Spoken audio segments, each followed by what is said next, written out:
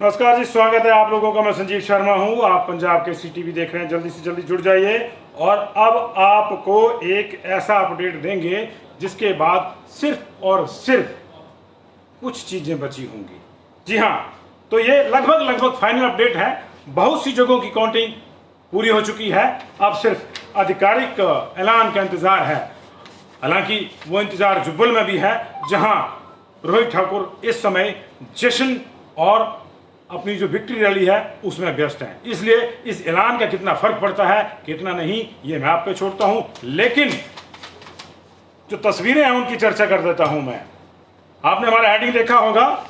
हम कह रहे हैं कि कांग्रेस का शाउट बाउंड्री की ओर, यानी 4 हो सकते हैं। ये हम ऐसा इसलिए कह रहे हैं 4 हो सकते हैं क्योंकि अभी आधिकारिक ऐलान बाकी है। लेकिन एक ऐलान जुब्बल में हो चुका है, वहां कांग्रेस जीत चुकी है। दूसरी ओर कुछ ऐलान सोशल मीडिया से भी आते हैं। जनाब, कांग्रेस के CLP लीडर मुकेश अग्निहोत्री ने अपने फेसबुक पे अब से कुछ देर पहले लिखा चौका। मतलब वही है कि उन्होंने कहा कि लग गया, और हम कह रहे हैं कि बाउंड्री की ओर को गेंद जा रही है। और बीजेपी के फील्डर फिलहाल हांफे हुए हैं और ऐसा लगता नहीं है कि कोई बाउंड्री के पास जाके बड़ी कलाबाजी खा के गेंद को अंदर रोक लेगा। 2 विधानसभा कांस्टिट्यूंसियों में अभी काफी मत गिने जाने हैं, चाहे वो अर्की हो चाहे फतेहपुर। लेकिन वहां पे एक तरह से बढ़त जो है कांग्रेस की लगातार बरकरार है। सुबह से ही अर्की में संजय अवस्थी ने बढ़त बनाई हुई है बीजेपी के रतनपाल सिंह के ऊपर। बढ़त लगातार बनी हुई है। एक भी मौका, एक भी राउंड, एक भी दौर, एक भी क्षण ऐसा नहीं आया जब संजय अवस्थी पिछड़े हों। हालांकि चेतन बरागटा खूब लड़े। उन्होंने शुरू में लीड बनाई, फिर पीछे गए, फिर आगे आए, फिर 4000 से आगे हुए तो लगा कि ये डिसाइसिव है। और हमने ये भी कहा था कि जुब्बल और कोटखाई में 2 सेक्शन हैं। आप अभी कोटखाई में डिसाइसिव है, जुब्बल में देखिए कितना होता है। जुब्बल दूसरे कैंडिडेट का इलाका था, उसने 4000 की लीड ना सिर्फ पूरी करी बल्कि 4000 की ले ली। नावर में 2000 और आगे हो गया और 6100 कुछ मतों से वो जीत गया। 6103 मतों से जीत गया। 6 3 9 और 1 10। यहां हो गई बीजेपी की बस। बहुत से मीम आ रहे हैं, एक मैं आपके साथ साझा करना चाहूंगा। किसी ने मीम बना के भेजा फेसबुक पे, इसकी चर्चा जरूरी है क्योंकि अब वर्चुअली और एक्चुअली दोनों तरह से लड़े जाते हैं चुनाव। तो मीम आई कि जुब्बल में भारद्वाज और बिट्टू वर्मा आगे, नीलम सराय डंडा लेके पीछे पीछे। ये मीम थी, इसको आप एंजॉय कीजिए, आपके लिए भेज रहा हूं। अन्यथा किसी को आहत करने का मेरा कोई इस तरह का मंतव्य नहीं है। तो जुब्बल नावर कोटखाई में मतों की गिनती पूरी हो चुकी है। कांग्रेस का जुलूस भी निकल चुका है। विजय जो जुलूस है, विजय जलसा, विजय शोभा यात्रा, वो निकल चुकी है। और 6103 मतों से रोहित ठाकुर जीत गए हैं और CP जज चेतन बरागटा हार गए हैं और जमानत जब्त हुई है नीलम सराय की। सोचना होगा बीजेपी को, परिवारवाद का नारा देकर, परिवारवाद का दुहाई देकर उन्होंने टिकट काटी तो उनको क्या मिला। क्योंकि अगर दोनों की वोटों को मिला दें तो मामला फिर कुछ और हो जाता है। तो ऐसी स्थिति में आप कह सकते हैं कि बीजेपी जीत भी सकती थी, लेकिन जीती नहीं। वस्तुस्थिति ये है। बाकी जगहों की वस्तुस्थिति क्या है मैं आपको बता देता हूं। 19 राउंड के बाद अर्की में 19 राउंड के बाद संजय अवस्थी 23,792 वोट लेकर बढ़त बनाए हुए हैं भाजपा के रतनपाल के ऊपर। रतनपाल को 18,745 वोट मिले हैं। जीतराम को 485, नोटा को 1247 और इस तरह अब 5000 का आंकड़ा पार कर लिया है संजय अवस्थी ने बढ़त का। 5047 वोटों की उनको बढ़त है और 19 राउंड हो गए हैं, 7 बचते हैं। 7 राउंड में कितनी कम होगी ये देखना होगा। उधर फतेहपुर में भी स्थितियां कुछ ऐसी हैं कि शुरू में पीछे चल रहे भवानी सिंह ने अब वहां पलटा दे दिया है। पलटा इस तरह से दिया है कि वे अब आगे हो गए हैं लगभग 4000 वोटों से। फतेहपुर में 4000 वोटों से हो गए। फतेहपुर का मैं आपको एग्जैक्ट देता हूं। 100 अर्की फतेहपुर द्रंग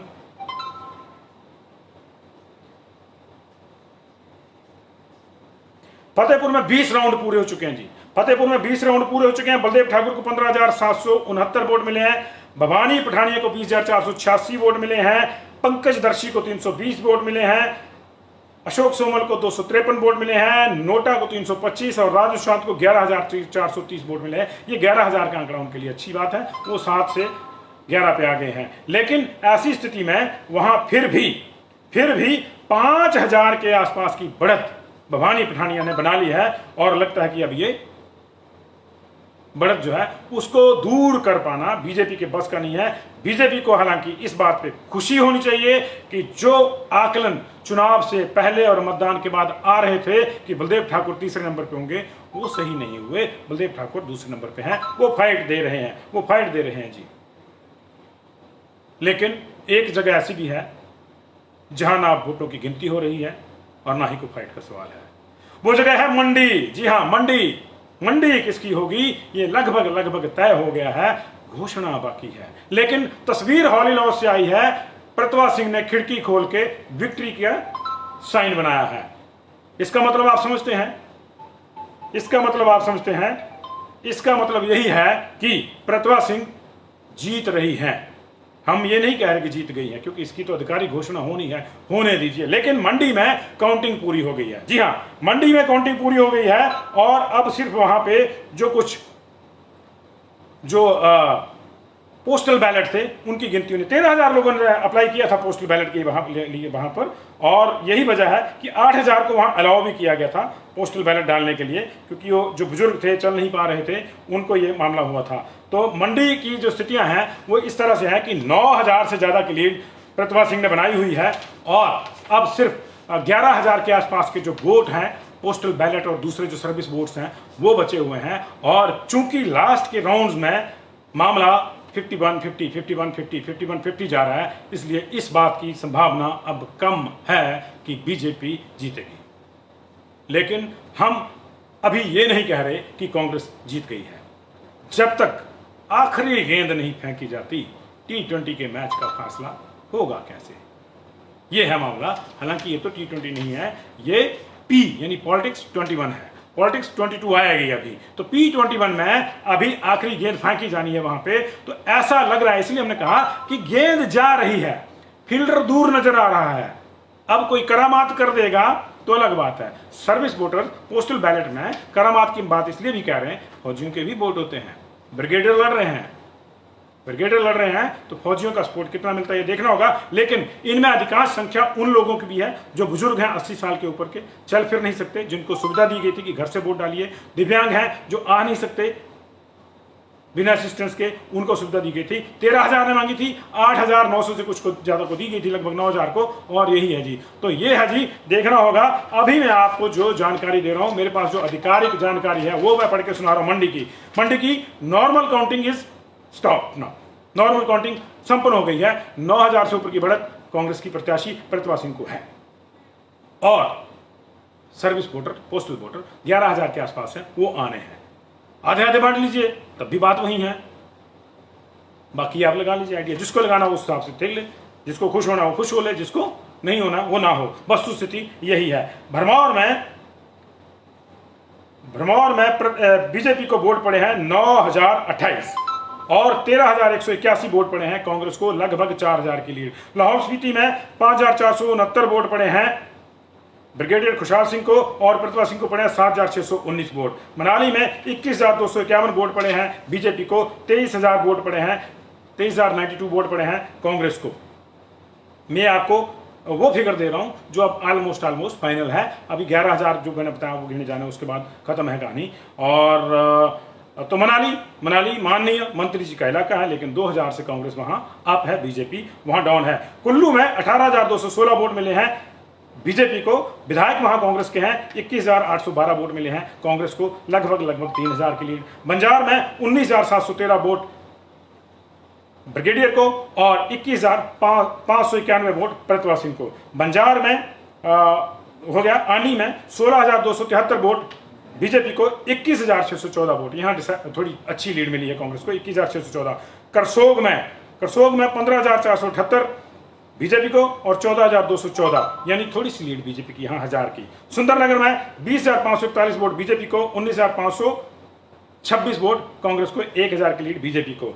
नाचन में 24,422 बीजेपी को 26,953 वोट पड़े कांग्रेस को, तो पड़ोसियों ने साथ नहीं दिया जयराम ठाकुर का। नाचन में ये मुद्दा था कि सराज में विकास हो रहा है, हमारे यहां नहीं हो रहा, ये हो गया। ठीक है जी, सराज में 34,000 वोट, 34,917 वोट, 35 रख लीजिए इसको, 35,000 के आसपास वोट पड़े हैं बीजेपी को और 15,000 वोट पड़े हैं कांग्रेस को। तो लगभग 20,000 से ज्यादा की लीड, 21,000 की लीड मानिए आप सराज में मिली है। लेकिन इस लीड को रामपुर ने कैसे तोड़ा वो भी बताएंगे। रामपुर में भी 21,000 से ऊपर की लीड है। लेकिन फर्क देखिए, सराज में अगर पोलिंग हुई है बीजेपी के पक्ष में और कांग्रेस के पक्ष में तो 80-20 हुई है। रामपुर में वोट कम पड़े थे सराज के मुकाबले, लेकिन वहां पे 90-10 की वोटिंग हुई है। 90% कांग्रेस को गए हैं, 10% बीजेपी को हैं, और वहां पे ये मामला वही आ गया ले देके कि लीड दोनों की वहां बराबर होगी। तो सराज और रामपुर बराबरी पे छूट गए लगभग, और फिर बाकी जगह पसीने छूट गए, पसीने छूट गए दोनों के, कभी एक आगे कभी दूसरा पीछे, कभी एक आगे कभी दूसरा पीछे। जोगिंदरनगर में बीजेपी को बढ़त 27,953 मत, लगभग 7,000 की बढ़त, 20,849 कांग्रेस को। मंडी में 21,748, मंडी वालों की रहेगी। तो मंडी शहर की अगर बात करें तो मंडी में 21,748 वोट पड़े हैं बीजेपी को, 18,566 वोट पड़े हैं कांग्रेस को। तो यहां पे भी जो है मामला इस तरह से है, ये उल्टा है, शायद वहां मंडी में लीड है, ये देखना पड़ेगा, उसको चेक करेंगे, अभी उसका पुराना हो मामला। बल्ल में 20,000 वोट पड़े हैं बीजेपी को, 19,526 वोट पड़े हैं कांग्रेस को, कांग्रेस थोड़ी सी पीछे। सरकाघाट में 20,259 वोट बीजेपी को, 18,000 वोट प्रतिभा सिंह को, 2,000 पीछे। रामपुर में मैंने आपको बताया कि वही सराज के आसपास की लीड, 20,000 प्लस की लीड कांग्रेस को, और वहां बराबर हो गया। और लगभग 5,000 से ऊपर की लीड जो है यहाँ आई है, लेकिन थोड़ा उसमें देखना भी पड़ेगा। तो ये मैं वही आपको बता रहा हूँ, ये किन्नौर की है। तो अभी मामला यही है कि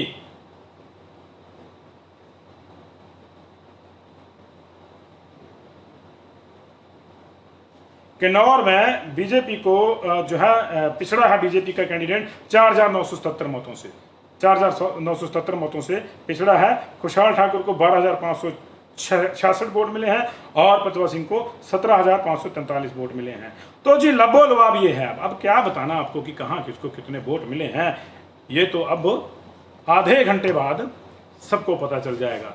लेकिन इस चुनाव पे बहुत से लोगों की नजर थी, बहुत से लोग कह रहे थे कि low polling means in the favour of government, sitting government.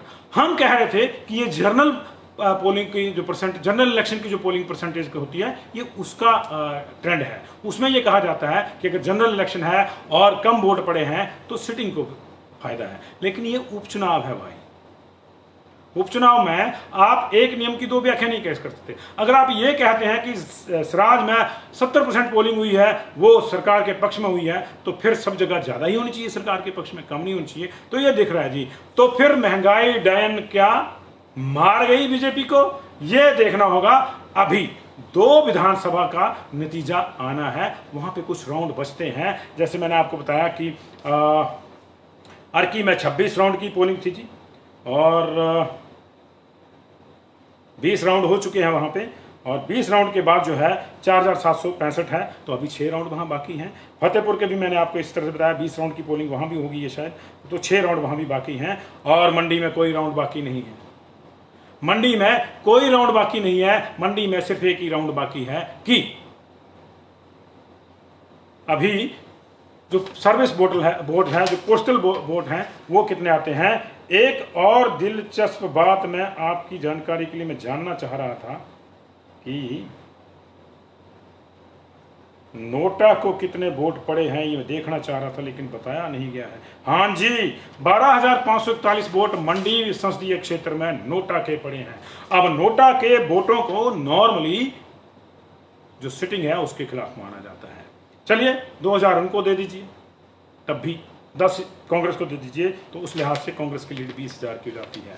ये बहुत टफ इलेक्शन था और निश्चित तौर से इसके इतने ही बढ़िया नतीजे आने थे जो आपको पल पल तोला पल पल माशा करते। जैसे कि सुबह क्या हुआ कि चेतन बरागटा ने यूं गेन किया कोटखाई में, यूं। शुरू में वो एक दौर में शायद कम हुए, उसके बाद रोहित पीछे पीछे पीछे पीछे और 4000 वोटों की लीड कोटखाई में चेतन बरागटा को हो गई।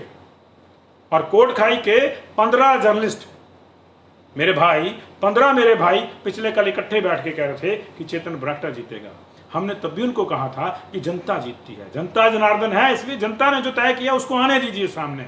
और जब वो सामने आया तो फिर उन सबके आंकलन गलत हो गए, सबके ही, एक के नहीं हुए, सबके ही हो गए। वहां पे आकलन गलत हो जाते हैं, क्योंकि जनता को हम जब सही ढंग से नहीं पढ़ेंगे तो दिक्कत होती है। सरकार ने सही ढंग से नहीं पढ़ा तो दिक्कत हो गई। अभी अगर ये 4-0 होता है तो और दिक्कत होगी।